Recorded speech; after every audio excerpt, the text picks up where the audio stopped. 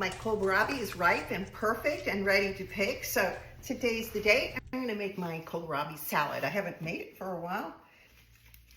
See, it grows above ground, but it looks like a beet, but it's not by any means.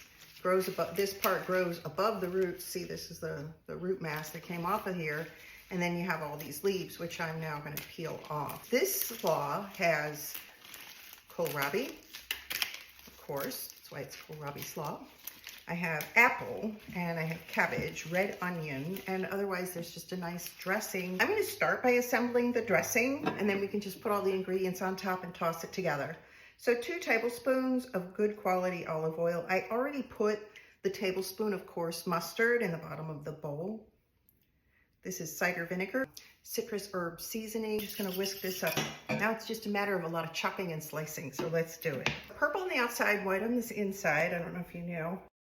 Okay, fresh parsley. And in this salad, I don't mind leaving the stems because we're just gonna chop everything up. Looks delicious. All we gotta do is toss. I told you this was easy. See how delicious that looks? Okay, time to serve it up. It's honestly enjoyable on its own, but the girl likes her protein. I hope you'll give us a try. It's a great salad, really delicious.